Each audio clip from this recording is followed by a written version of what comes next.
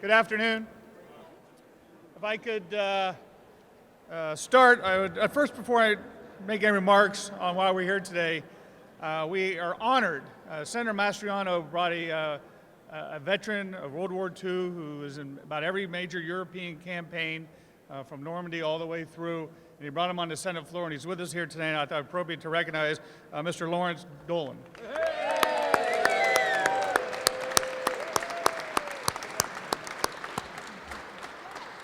Thank you so much for your service. Our nation's indebted to you. Just about a year ago, last fall, I suppose, I had the opportunity to speak at the Farm Bureau lunch.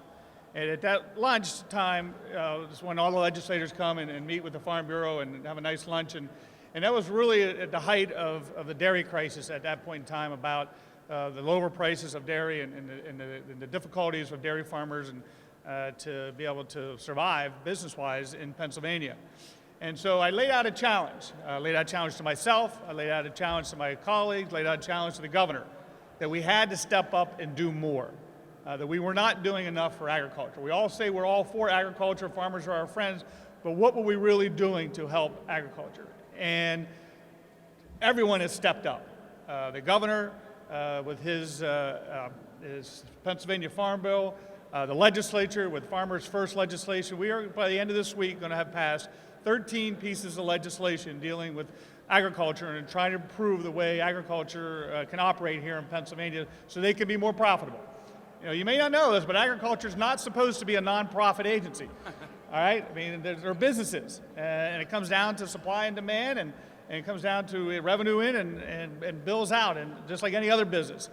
And if we want agriculture to survive, which I believe is a national security issue, if we get ourselves to a point where we cannot produce the goods to sustain ourselves, then we are in trouble. And Pennsylvania, with its long history of agriculture being its #1 industry, we need to take the lead and step up. And I just want to thank all the members of the General Assembly, my friends in the House, colleagues in the Senate, Republican and Democrat, for stepping up in a bipartisan way and getting all these pieces of legislation through. With that, let me introduce my colleague who did all the work in the House, Representative Brian Cutler.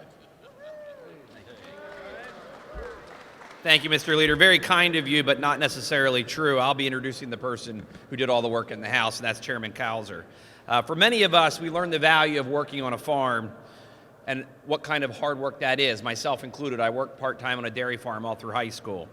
And our farmers are the backbone of our Commonwealth and our #1 industry. But for far too long, our farms and the farmers who work there haven't been given the kind of priorities that they deserve in our state budget until now. We've taken for granted what a farmer's hard work actually means in all of our lives. We've just assumed that, and we communicate in many ways, that farmers will always be there. They're working, they're harvesting, they're feeding all of us each and every day. That's why our chamber and our colleagues in the Senate, we focused on budget priorities on a few key ideas. Those ideas were centered around smart investment. There's no better long-term investment for Pennsylvania's economy than our Pennsylvanian farmers. We've got a whole host of great programs that we all cherish and we all enjoy, and we enjoy the fruits of their labor. But I think that we're all very overdue in showing our appreciation for the hard work that they do each and every day. It's an investment in our future, it's an investment in our farmers and hardworking Pennsylvanians. So I look forward to Governor Wolf signing all these bills into law. I look forward to working with our colleagues. And with that, I will turn it over to the person who did most of the hard work here in the House, my friend and colleague, Chairman Cowser, who organized this, did the hearings, did the legislation, and want to give a big thank you to him and his staff as they worked with his counterpart in the Senate, who will be introduced later. So, Marty, thank you. Thank you. Thank you, Brian. It is truly a great day for Pennsylvania agriculture. Working together, the House, the Senate, the governor's office, Republicans, Democrats, we are doing things that really will benefit Pennsylvania agriculture for years to come. You know, investing in agriculture means investing in small business. It means investing in our workforce. and it means investing in future generations of farmers. There are many components to the 13 bills that Senator Corman mentioned, and I want to mention just a couple of them because I think that they're vitally important. The Rapid Response Disaster Readiness Account that we've created.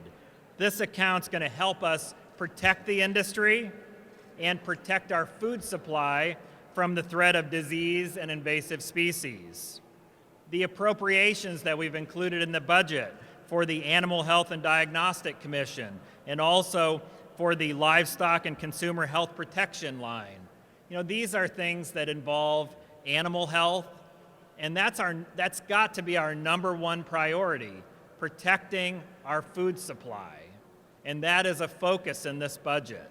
So, you know, as chair of the House Agriculture Committee, I want to thank everyone for coming together, thank the House and the Senate leadership, thank my co-chairs in both the House and the Senate on the Agriculture and Rural Affairs Committees for all their work, and a special thanks to the committee members of the Agriculture Committees and our staff for all their hard work.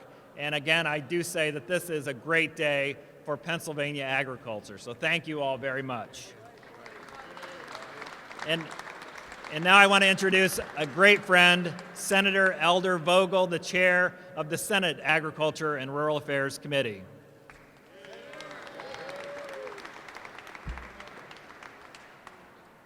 Thank you, Marty, and thank everyone.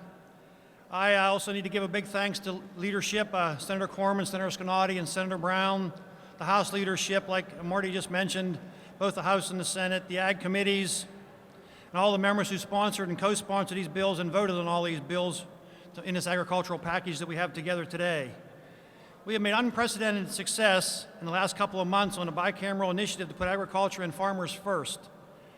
Taking on these projects was just the beginning of these issues. Agriculture is number one in the state, and these bills will surely help farmers throughout the Commonwealth maintain our number one status. Some of these bills have been passed with overwhelming support in both the House and the Senate, and I'm just going to mention off a couple of these bills quickly. Senator Corman's bill, Senate Bill 585, which established the Dairy Future Program, which was the money we gave to the dairy farmers for new implementation of programs and facilities on their farms.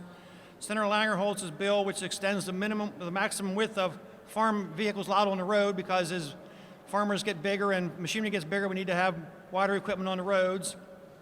My Senate Bill 478, which establishes the beginning farmer tax credit, which I just learned the House just passed unanimously here a little bit ago, so I want to thank my friends in the House for passing that here today. And Senator Yaw's bill, Senate Bill 634, which creates a conservation excellence program to provide financial and technical assistance for farmers implementing best management practices. And lastly, Senator Judy Ward's Bill 661, which establishes the new programs for ag businesses and Commonwealth Specialty Block Grant Program, which will help our Specialty Block programs, which crops, which include hemp and hops.